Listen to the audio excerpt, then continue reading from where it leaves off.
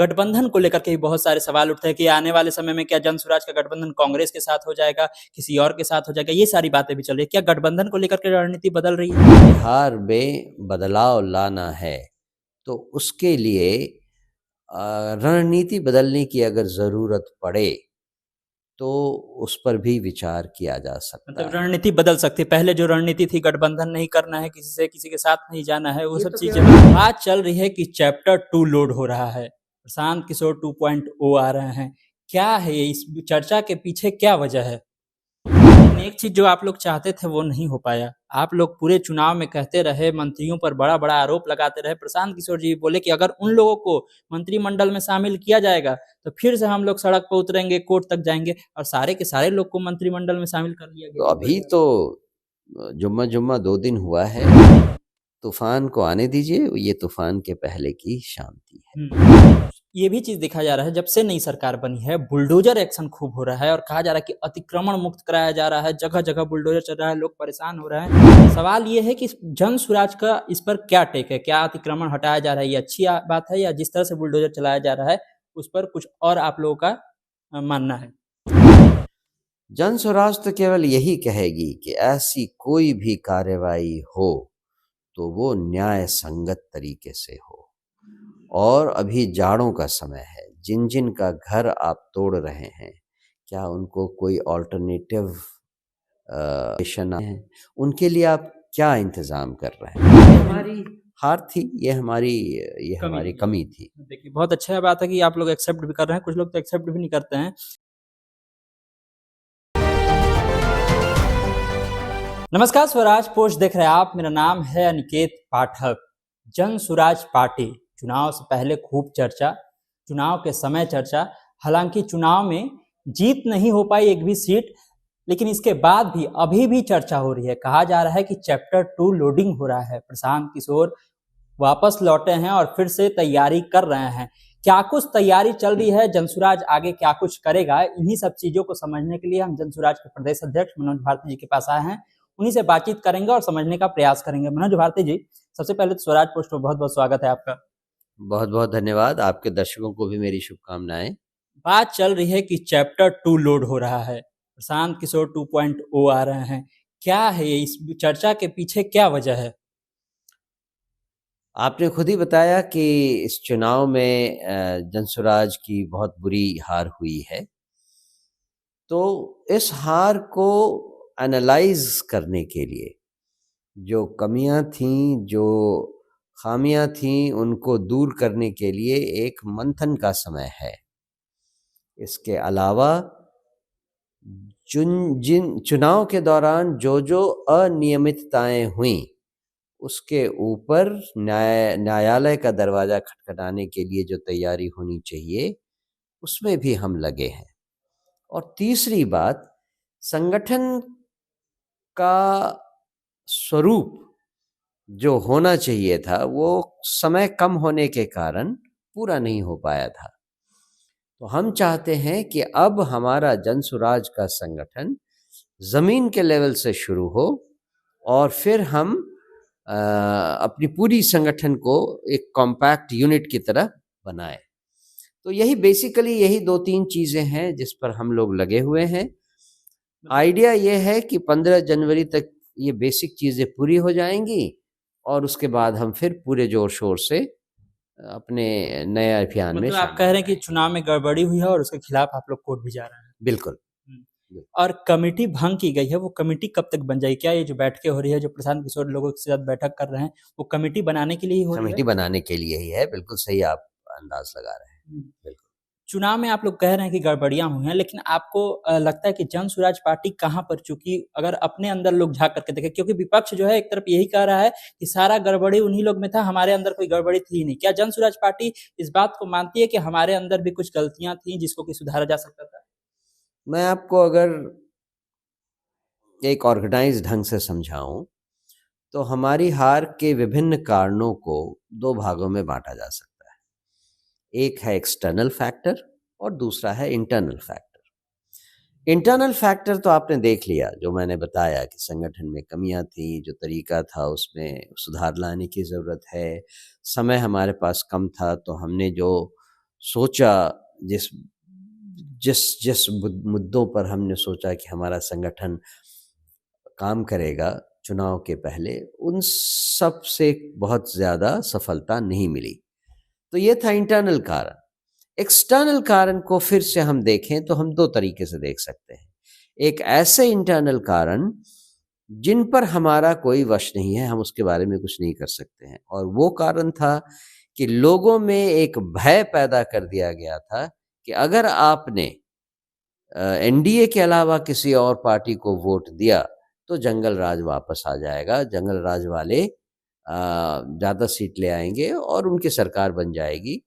इस बात से बहुत सारे लोग डरे हुए थे। तो ये था ऐसा फैक्टर जिस पर हम अभी कुछ नहीं कर पाएंगे।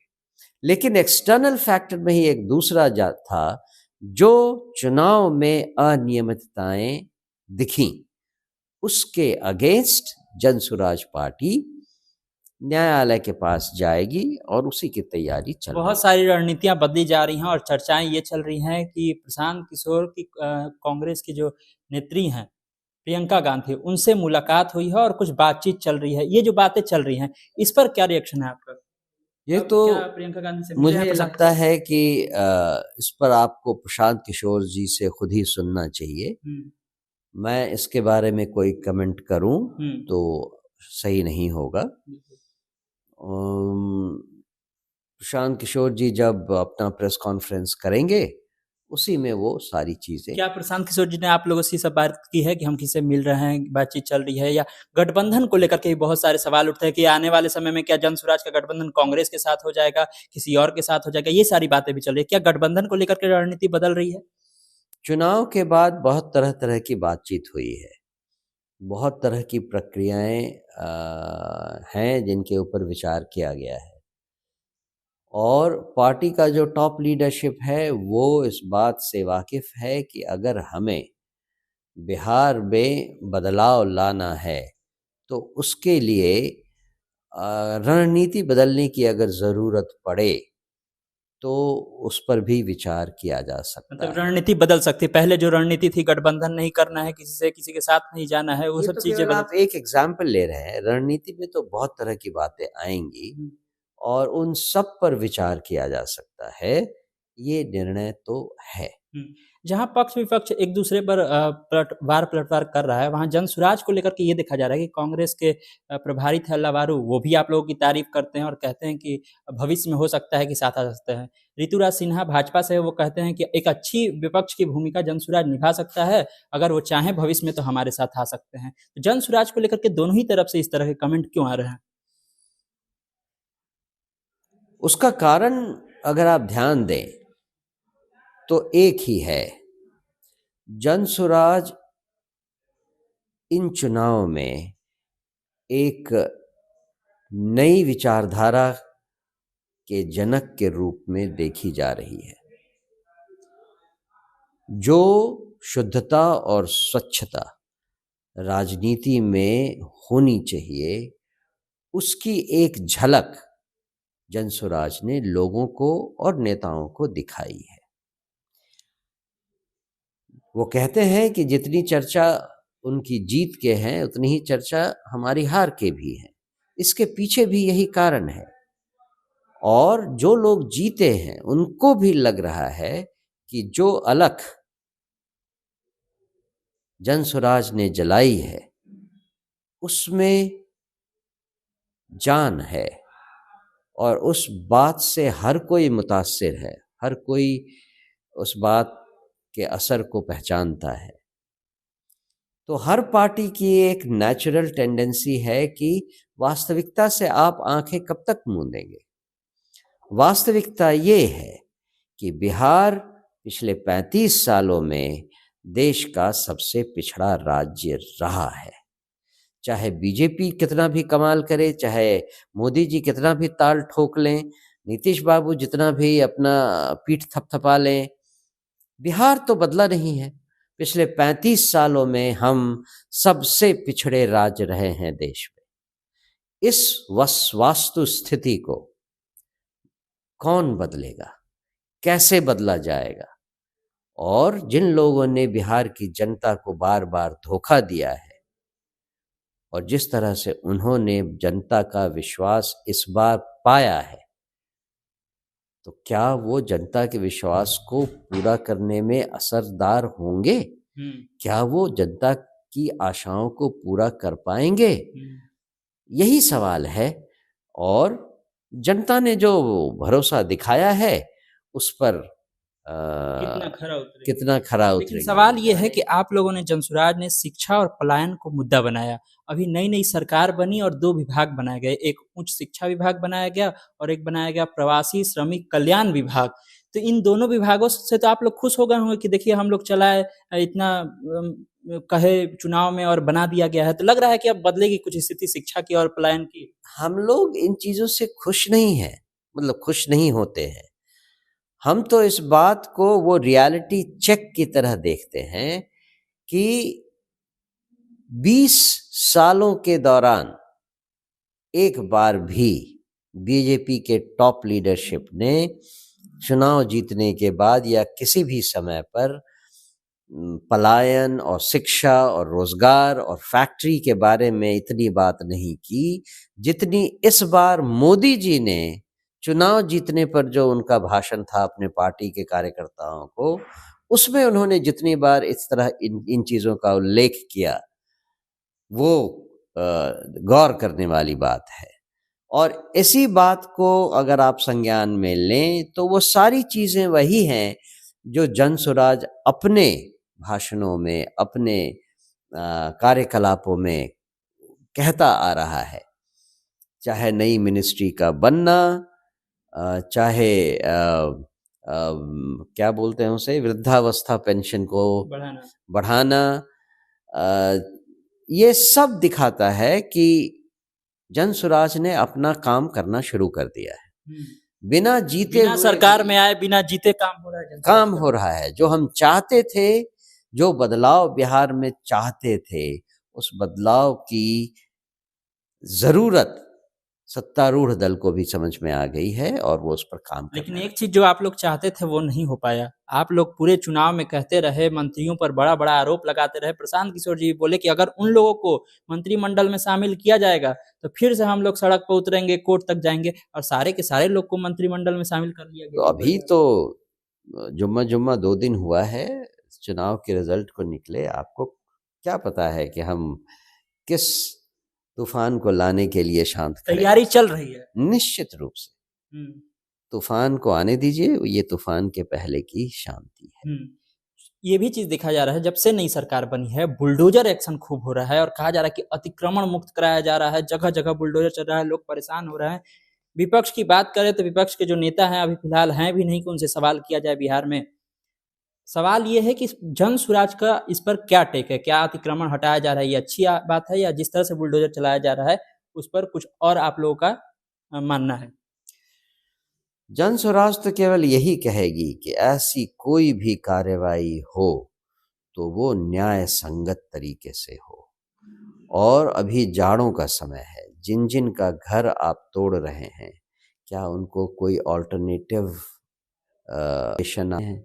उनके लिए आप क्या इंतजाम कर रहे हैं? घर तोड़ना तो, किसी भी चीज को तोड़ना तो मिनट की बात है, उसको बनाने में कितनी मेहनत लगती है, क्या आपको इस बात का इल्म है? क्या आप इस बात को ध्यान देते हैं? जहां जहां आपने लोगों के घर तोड़े हैं, बच्चों के स्कूल तोड़े हैं, उसका ऑल्टरनेटिव क्या अरेंजमेंट किया है, ये साथ साथ तो बताना चाहिए ना। जब तक ये नहीं हो रहा है तब तक ये सारे के सारे चीज इल्लीगल हैं, गलत हैं, सरकार की मनमानी है और सरकार और मंत्रियों के अंधेपन की निशानी है। जब 15 तारीख से आप लोग निकलिएगा, फिर जाइएगा गांव-गांव, तो केवल वो जो महिलाओं को खाते में पैसे देने की बात है, केवल उसी को उठाइएगा, क्या ये सारे मुद्दे भी उठाए जाएंगे जो बुलडोजर चलाए जा रहे हैं? हर चीज उठाई जाएगी। आम जनता के जितने सवाल हैं, उनको जितनी तरह से परेशान किया जा रहा है, उन सब पर ध्यान आकर्षण किया जाएगा और सरकार को उसमें घसीटा जाएगा। आखिरी सवाल है मेरा कि जनसुराज जब शुरू हुआ, फिर पार्टी बनी और आगे चली, लोग बहुत तेजी से जुड़े इसके साथ में और आए भी। पिछले दिनों आप लोगों की तरफ से कहा गया कि 1,000 रुपए की सदस्यता ली जाए और दिया दिया जाए, सपोर्ट किया जाए। फिर आपका एक ट्वीट भी आता है कि कुछ लोग फ्रॉड कर रहे हैं इस नाम पर। क्या अभी चल रहा है, कहाँ तक पहुंचा है वो, और कितने सारे लोग अब तक जुड़ रहे हैं, और लोगों में क्या रुझान है पहले के समय के अनुसार और अब के? नहीं, वो जो पैसा लेने की बात थी, जो आपने कहा 1000 रुपए, वो मेंबरशिप नहीं था। वो ये था कि लोग कंट्रीब्यूट करें जो जनसुराज को समझते हैं। तो हमने नए मेंबर्स से वो नहीं मांगा था। हमने उनसे कहा था कि हमारे जान पहचान, हमारे सहकर्मियों में जो भी लोग सक्रिय हैं, वो जनसुराज को 1000 रुपए महीना कम से कम दें, जिससे कि जनसुराज की आगे की कार्रवाई में मदद मिले। तो नए मेंबर्स को बनाने के लिए ऐसा कोई कंडीशन नहीं है। हमारी प्राथमिक सदस्यता का अभी भी वही शुल्क है 10 रुपए, जिसको कि हम पहले भी चला चुके हैं, और अभी वैसी कोई बड़ी एक्टिविटी नहीं चलाई जा रही है फॉर द मोमेंट।